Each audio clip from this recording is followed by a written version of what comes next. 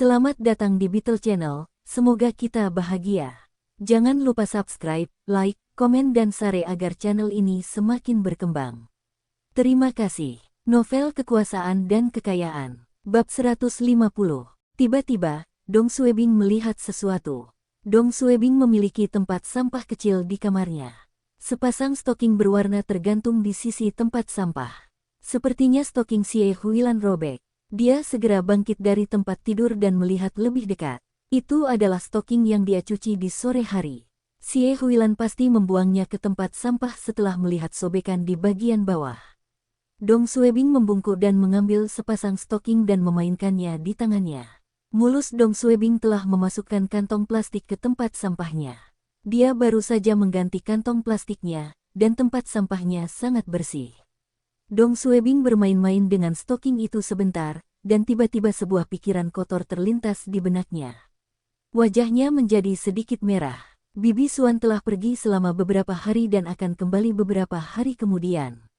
Setelah kehilangan keperawanannya, Dong Suebing selalu merasa terangsang. Ditambah dengan apa yang dilihatnya tubuh Xie Huilan di sore hari, dia tidak bisa menahannya lagi. Apa yang harus dia lakukan? Setelah mempertimbangkan selama 1 detik, Dong Suebing membuat keputusan. Dia segera menyalakan PC-nya dan memutar video porno. Kemudian dia mengambil stoking bekas Xie Huilan dan mulai. Terkadang, pria harus menyelesaikan masalahnya sendiri. Dong Suebing jarang melakukan ini, tapi hari ini, dia benar-benar tidak bisa mengendalikan dirinya sendiri. 1 menit 2 menit mungkin status Xie Huilan terlalu tinggi, atau dia terlalu cantik. Dong Suebing sangat bersemangat. Dia mulai berfantasi tentang dirinya dalam pakaian dalam hitam di bawah pakaian bisnisnya. Dia menyelesaikan akta itu dalam 3 menit. Setelah mematikan PC, dia membuang stoking yang basah dan lengket itu ke tempat sampah. Tapi sebelum dia bisa menarik celananya, ding dong bel pintu berbunyi. Dong Suebing tercengang. Siapa yang larut malam begini? Dia segera mengenakan kembali celananya dan pergi membuka pintu. Hah, kakak Xie. Mengapa kamu kembali? Di mana Xiao Hao? Xie Huilan, yang pergi 5 menit yang lalu, berdiri di luar. Dong Suebing tidak berani membiarkannya menunggu di luar dan segera membuka gerbangnya. Xie Huilan tersenyum dan masuk ke apartemen dengan pincang. Aku meminta Xiao Hao menunggu taksi di bawah sementara aku naik untuk mengambil sesuatu.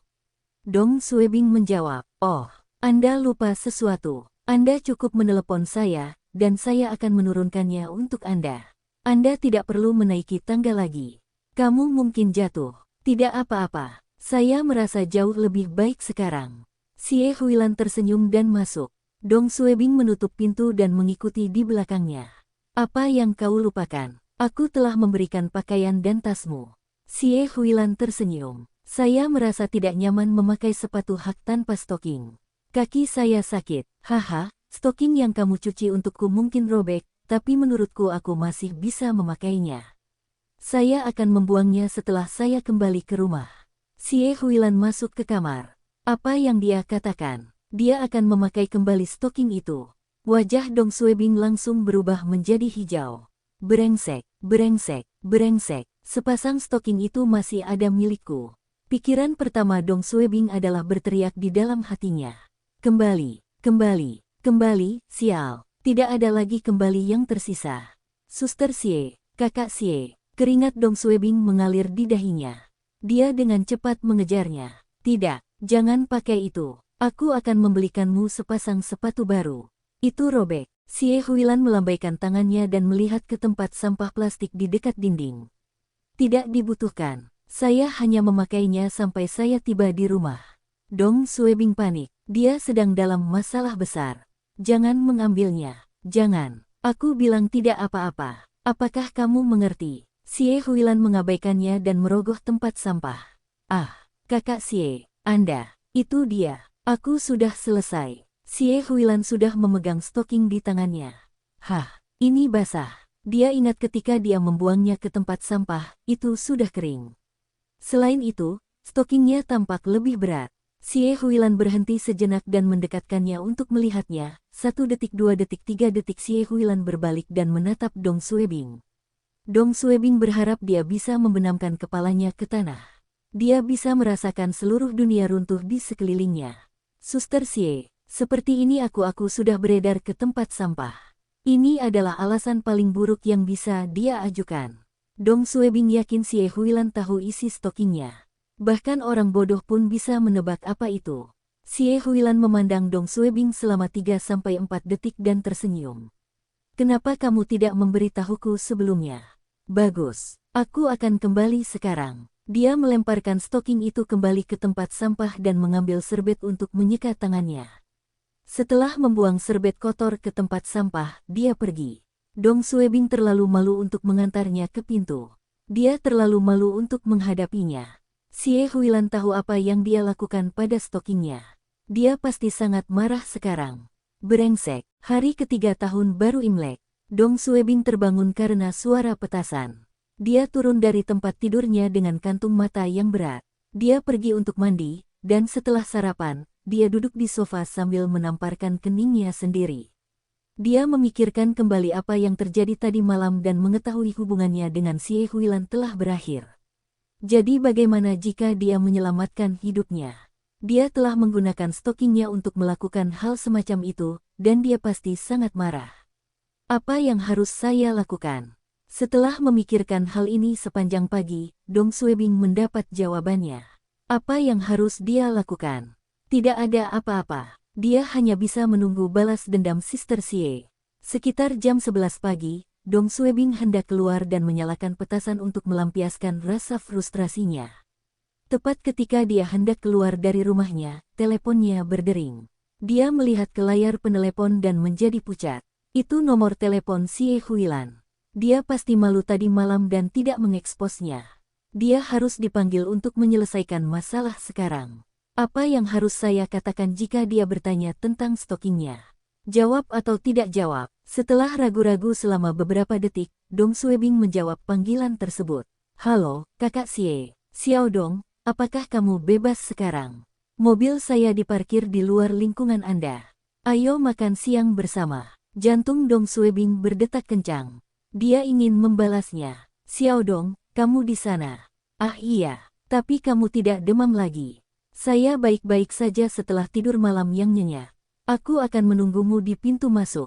Apakah kamu mengerti? Hah, oke. Aku akan pergi ke sana sekarang.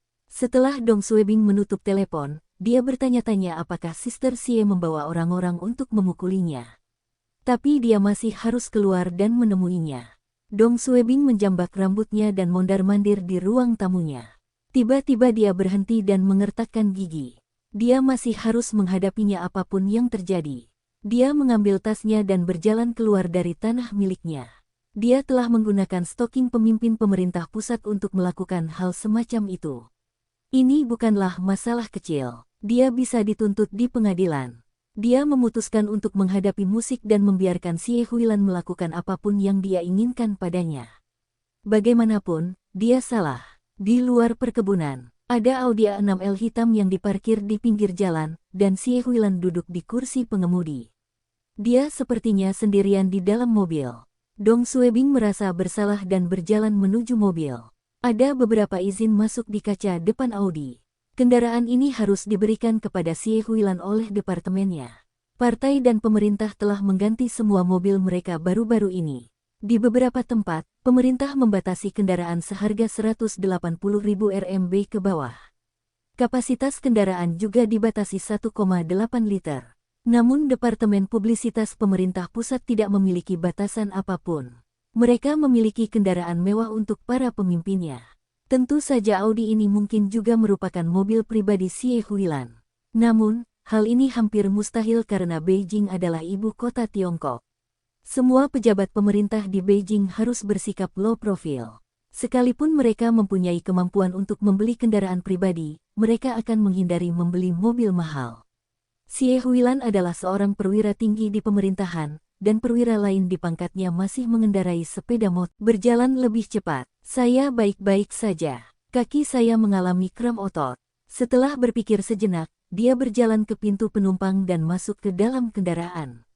Kepalanya tertunduk dan terlalu malu untuk menghadapinya. Datang, saya siap menerima omelan Anda. Anda dapat menanyai saya tentang stoking Anda. Dong Suebing siap secara mental untuk diinterogasi. Xiao Dong, kencangkan sabuk pengamanmu. Dong Suebing tidak segera memasang sabuk pengamannya. Dia berbalik ke arah Xie Huilan. "Xie Direktur Xie, tolong tegur saya." Dia mengubah cara dia menyapa Xie Huilan. Dia tidak lagi berani memanggilnya Suster Xie. Xie Huilan menatapnya. "Kenapa aku harus memarahimu?" Dong Suebing menjawab dengan malu-malu. "Saya kemarin Saya benar-benar." Xie Huilan tertawa terbahak-bahak. "Kamu telah menyelamatkan hidupku dan merawatku kemarin. Seharusnya akulah yang berterima kasih padamu. Kenapa aku harus memarahimu?" "Xiao Dong, ada apa denganmu?" Xie Huilan tersenyum dan menyelipkan rambutnya ke belakang telinga. "Juga, kenapa kamu memanggilku Direktur Xie? Menurutku Sister Xie terdengar lebih bagus." Dong Suebing tercengang. Tapi aku Xie Huilan memandangnya dengan rasa ingin tahu dan tersenyum. "Apa yang salah? Kamu bisa memberitahuku." Setelah mendengar apa yang dikatakan dan dilakukan Xie Huilan, Dong Suebing menjadi bingung. Mungkinkah Xie Huilan benar-benar berpikir bahwa benda di stokingnya adalah ludahnya? Mustahil. Ludah siapa yang terlihat seperti ini? Juga, ekspresi wajahnya kemarin dia tahu apa itu. Tapi kenapa dia bersikap seolah tidak terjadi apa-apa kemarin? Brengsek, apa yang dia maksud dengan berperilaku seperti ini?